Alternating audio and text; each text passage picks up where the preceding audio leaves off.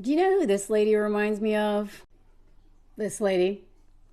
This to me is what you get when you have a boy mom or would be or wannabe boy mom who doesn't have a boy. Because when they have boys, they do this. And when they don't have boys, they might do something like this: terrorize their daughter who they're jealous of and actually harass her and her boyfriend and try to get a girl. Y'all, this story is so disturbing on so many levels. Before I even go into this anymore, shout out to Francesca Ramsey, one of my mutual, and just I love her takes on most things. And I agree with this. This is actually what made me want to watch it because there's a lot of documentaries I don't like, but I wasn't sure if this was worth my time. There's so much stuff I want to talk about. Obviously, y'all request things all the time. And after watching this, I absolutely agree with it. This was not appropriate. These kids are still like teenagers. They're not even in their 20s yet. They are still like, I think they just graduated from high school. And the fact that they let that mom come on the show and do her little redemption arc, right? Do her little like centering herself as the perpetual victim, which, white women, we're very good at that. I don't think this should have been made. The person behind these texts is deeply unwell, and I suspect they're getting off on the attention. Yeah.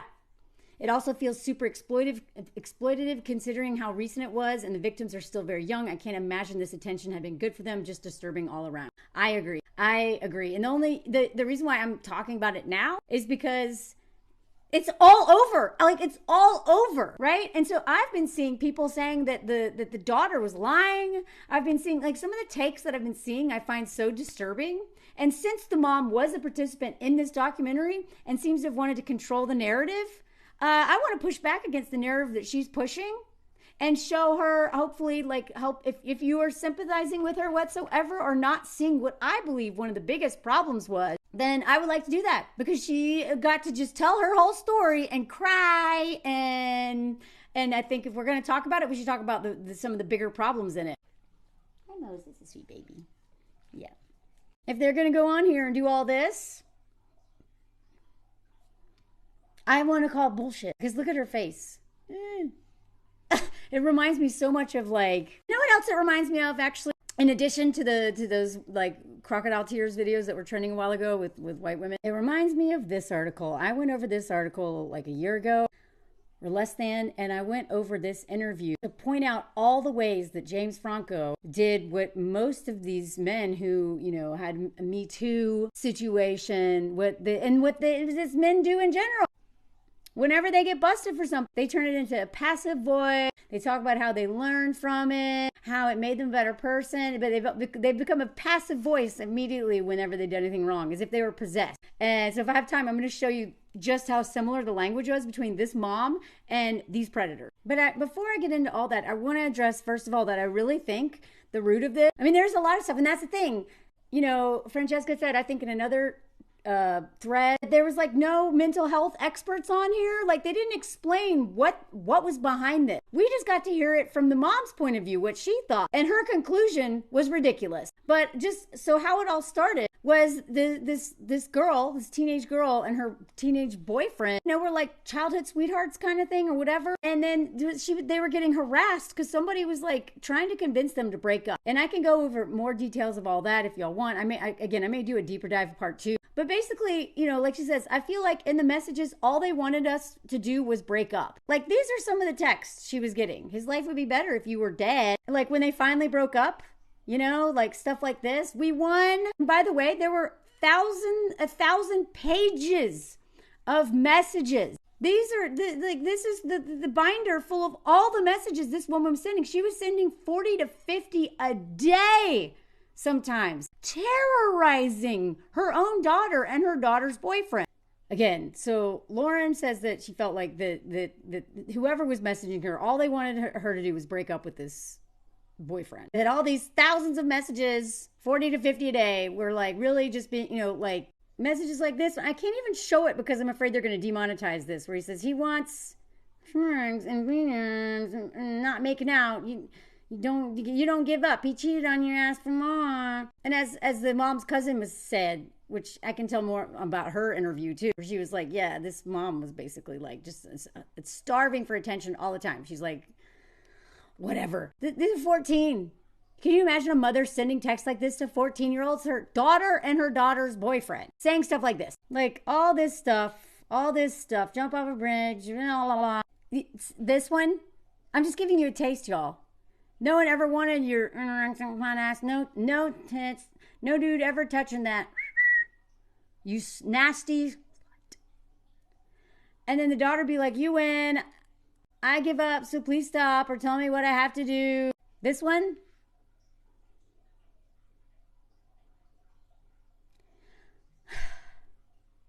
And the mother is sending this. Habite ses doigts, oh, I can't say that. Anyway, so it finally worked. They finally broke up. But when we broke up, it seemed that the messages got worse. I think it was, she enjoyed harassing her daughter, but she kept harassing this. And look, they only dedicated like 5 minutes of the whole documentary to this. He's like, the fact that they're still going after the one thing they want. But look at this. He talks about how he couldn't date anybody. He felt like he couldn't date anyone because I was putting them in danger. And I didn't want to put them through the same thing that Lauren went through. It would eat me alive. Each and every day, I'd feel like I'd lose trust in everyone. And then his mom, she feels bad because she put a lot of the girls in this at school I need to remember her name. The mom who did all this was like friends with her, and she thought that they were like solving this. And really it was the mom the whole time. So Owen's mom, I don't know. God, there was so much harm caused in all this. It was terrifying knowing that somebody was watching him that closely. And the craziest part is that it's usually someone you know, right? Like, that's why I'm like, we got to stop worrying so much about the boogeyman. It is someone in the home, someone who knows your kid, who is usually like knows them very well, like trusted, who's doing this, and who also had the ability to find phone numbers of people that I didn't even know. So it was somebody who was truly watching every moment of his. So when the cops asked her, they're like, is there an infatuation there with Owen? That was the first, this could be edited, but that was like the first question that they asked. So it seems like maybe they actually thought that this was what was behind it too. No, nothing like that. But this was the first question that we saw. Again, could have been edited. But later on in the documentary, the Owen's mom says, I think she became obsessed with Owen. Now, look how young this guy is then, which is hard being a mom, and that she's a grown woman. But I think there was some level of relationship that she wanted to have with Owen. I think so too. She obviously is, that obviously is not acceptable at her age. And Owen says, I felt like she was attracted to me. She was super friendly and super like, I'll get you this. I'll go do this for you. And it wasn't like my girlfriend's mom. It felt like something more. So when he gave examples of the stuff that she would do for him, like cutting my own steak for me, it was just the point where I was like, almost, it was too weird. And here it gets worse, y'all. If you look at how she treated him and how she glorified him, again, what does that remind you of? A boy mom. The way, so I don't want to diminish this by equating this to like a boy mom, because this woman sounds like a straight up predator. Okay, because I feel like I may accidentally be diminishing that. But what I am doing is trying to draw a parallel between some of this behavior, because what this woman was doing to this teenage boy seems very similar to the way a lot of moms treat their children, their boys, in terms of it goes beyond motherhood, and it goes into controlling, worshiping, creating a dependence, like giving them like celebrity treatment in a way that they don't give their own daughters. And again, this woman didn't have a son. But so that's why, I don't want to diminish this crime by equating it to a boy mom. What I want to do is make the boy mom stuff online that you see all the time that is still women would do it without shame. I want us to make that not okay. I want us to feel so repulsed by that, by grown women talking about their 3-year-old sons even in a way that is so disgusting. I want to make that more and more not okay. It's infamous. She would go out of her way to do anything and everything for him. I wish they gave more examples, or just to be noticed by him. And we see this all the time with mother-in-law. Sometimes they'll fawn over their son-in-laws or their own sons, and they make a spectacle at the wedding and have like a really weird dance with them and stuff. She would randomly text him. I'm sorry, if any adult is texting a teenage boy or a teenage girl who is not like, there's no reason for this. She'd try to keep a connection with him. She came to all of his sporting events even after Lauren and him broke up. This is disgusting. Yes, it is. Yes, it is. This woman is preying on this kid. Just know that this is what we've been living in for a while. Boy moms going on the internet and without any shame whatsoever, talking about their sons as finding the man of their dreams. In this trend, making sure my son can cook so he's not impressed by your daughter's, like, you know, instead of teaching their son to cook so that he can take care of himself and not exploit his future wife if he marries and if he likes women. No. It is literally so this boy mom can already declare war on the mothers of women who might date her son. Like, this is so unhinged. And, you know, making posts, you know, my dear future daughter-in-law. I see these all the time and they make me want to bark. You may have married him, but I raised him. I come first. You're not his first kiss. I am. Act accordingly. This is incest. This is, you know, even if she didn't do anything to him, this is emotional incest. His children are genetically more mine than yours. If not allowed enough visitation, I will press legal charges. Like, imagine writing all this to either a fantasy person, if she's talking about anyone who dare date her sons, which is clearly what she's doing, unless she's referring to another child that is in his bedroom who's over 18. She's talking about her children, and she's already got beef with other children who might grow up to date her son. She's already at war with imaginary daughter-in-laws. This is sick. And this is so normalized. They say when God gives you a son, it's because you deserve to know what true love is. Because bitches ain't going to show you true love. Them dumb daughters, fuck your daughters. Who cares? They're just meant to be, you know, to serve the son. Those poor daughters, you know, we know. So many women, they say to me, their first bully was their brother. And a lot of times it's because of mom. Because mom, loves the sons, but doesn't even love their own daughter. And that is internalized misogyny. That is patriarchy. That's the pick-me-ism, whether you're the cool girl, the pick-me in terms of like dating dude, or you're the pick-me mom. We are all on the pick-me spectrum because we to survive patriarchy, we have been forced to center men. And we're still doing it. This is one way to survive patriarchy.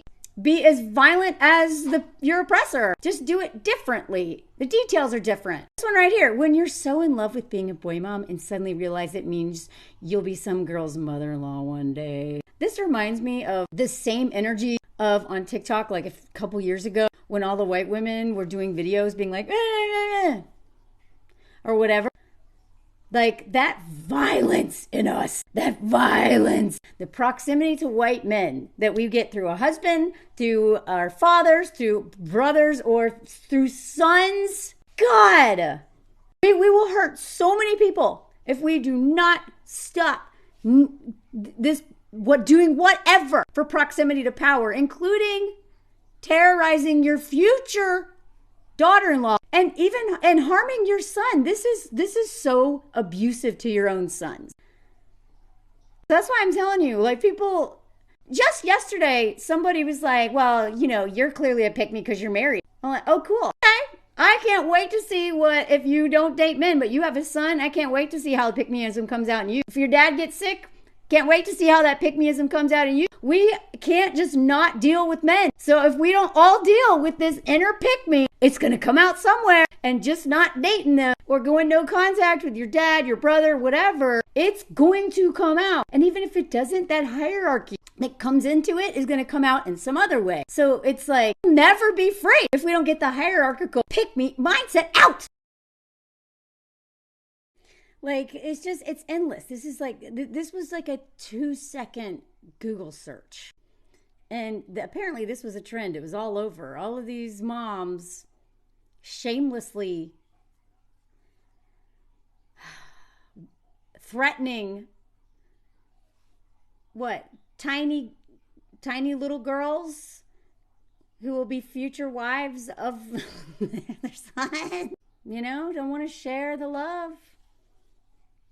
They want to be picked by their sons. Also, there is a financial abuse component to this.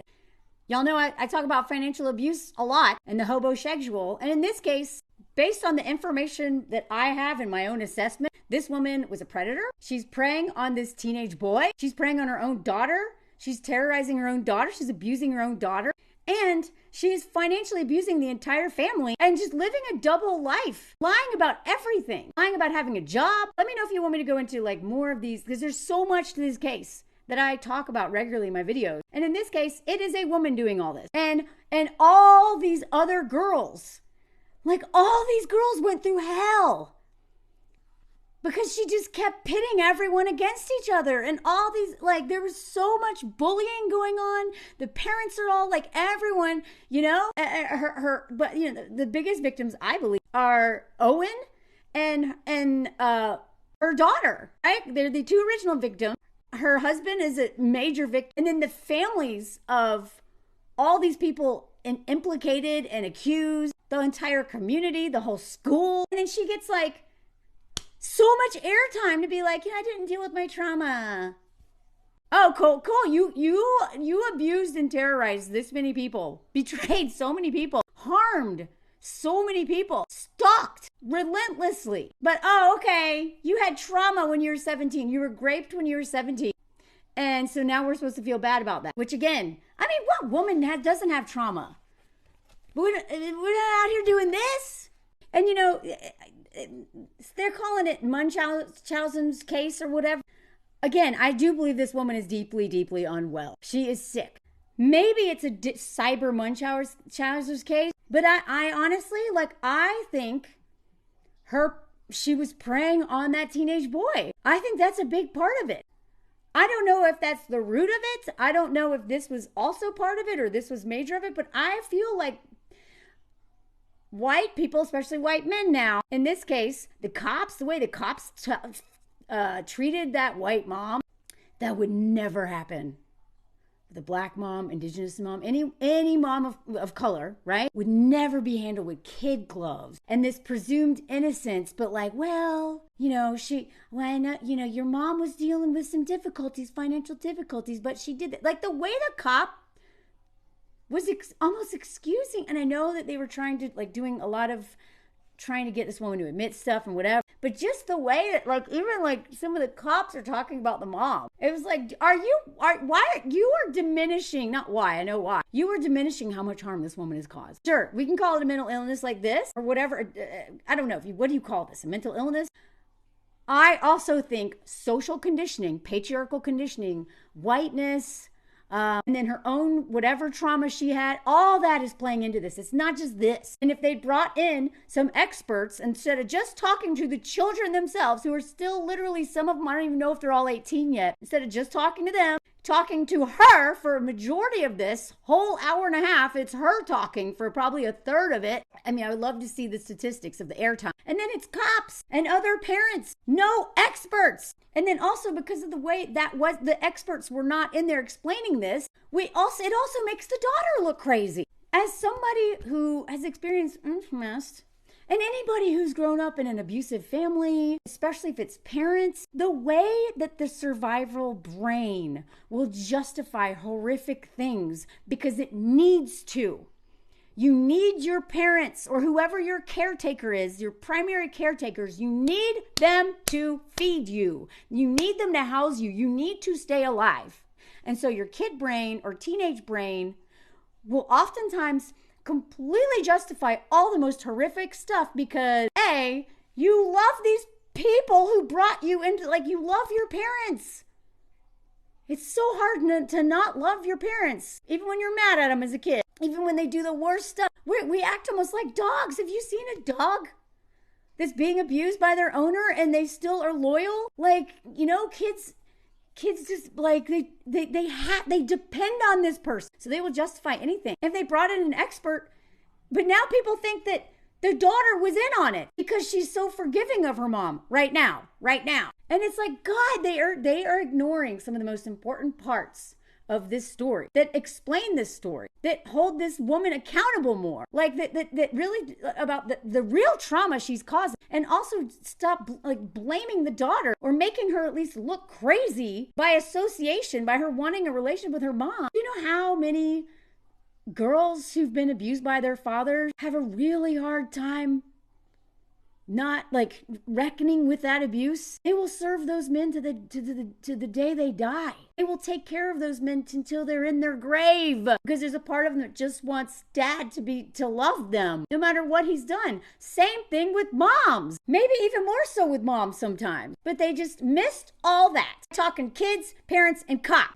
This woman is the epitome of like white womanness and how destructive it is. Now, I know this is not just white women who do this. Okay, I want to, from my own experience in white, I don't even want to say community, because like we are bad at that.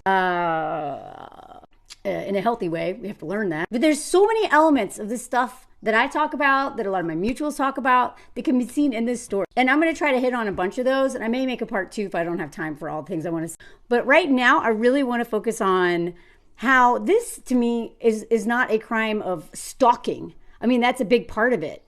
But the texts are terrifying.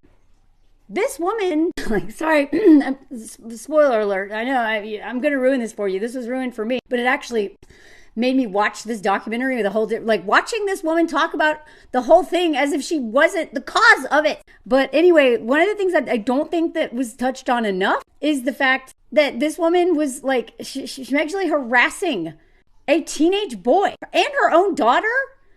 But like, she seemed to have really like wanted to fork her daughter's 14-year-old boyfriend. And you know, if this had been a man doing all of this, there would have been no question about that. That would have probably been the main focus, that it's schmegsual. I know that it is men doing a lot of this stuff, most of this stuff. But if we do not acknowledge that women do this too sometimes, and what it looks like, and what enmeshment looks like between moms and their sons, and how abusive that is, and how it is like emotional incest, and how harmful that is. And I say this as a survivor of incest, so I care a lot about this subject, and I care about when women, I don't know what trauma that she keeps mentioning, that she keeps blaming all this for. Clearly, I do think that she's very sick and she needs help. But she, you know, but I'm not okay with her literally using all of that to be like, yeah, but whatever, you know, like, I'm going to go into that. But there are so many boys, there's so many children, regardless of gender, who experience so much violence from adults, schmegsual violence from adults. And then those boys especially will go out and do this out in the world. And if they're not allowed to talk about it, and if we don't talk about it, the cycle isn't going to break. And this is all like, God, this is so sick. Okay. Do you also remember Dominique Pellicot? Every single one, the French case, the guy, the husband who had like 100 dudes, like, you know, essay his wife while she was sleeping because he was giving her, like, basically drugging her. He had a story about, you know, if it's true, because I know sometimes they may be making this up. And I also want to say that just because you've been abused, like essayed as a child, doesn't mean you're going to go on to do this. But I don't know what the percentage is, but it is very common for people who have experienced that to, you know, end up in a relationship where they experience it again with adults. Or it basically, when this happens, the people who do this usually have that in their past. So I want to be very clear on this. People who have had this done to them doesn't mean that they are going to go do this, right? There's lots of people who don't go do this. It's not like you're set up to do this. But this drive to hurt people in the most horrific ways doesn't just come out of nowhere, right? And so sure, this may be true in her story, But that doesn't absolve her of how she has tortured a whole community of people, a whole community. God. And Dominique Pellico, and like, you know, I followed the French case. It was a year ago now. Almost all those men, of course, they try to get out of accountability by saying, this is why I did it, but all of them had these horrific stories of you know, SA from as children. I'm not saying that they were all truthful, you know, they could be making some of it up, but I am just saying that the cycle of violence continues. And we know, like, that boys experience a lot of violence as children also. And sometimes the violence is coming from women. She may have been a victim at some point, and now she's a perpetrator. Doesn't seem like she laid a hand on anybody, but oh my God. Okay, so I've decided I have so much more to say about this woman, and especially her ridiculous apology and how she basically is just, she's doing where is it? She's doing what Tammy talks about in this book, the empathy gap. I'm going to tag her and put a link to her LinkedIn so you can get this book. It explains what's behind this, especially when white women are doing it. And the way she apologized, she sounds just like every predator. She sounds just like James Franco. And I can let me know if you want this video where I compare how she's talking versus him. And like how every time there's like a non-apology from doing horrific stuff. They say they do the same thing. I have so much more to say about this, y'all. Please let me know if you want to see it, because I could talk about this a lot more. But if you made it this far, just say, hey. Hey, what should you say? I don't know. Moses snoring right now. Say Mo snoring. I don't know. Just let me know you made it this far. And if you like my work, please follow my Patreon if you can. I've got a live coming up next week.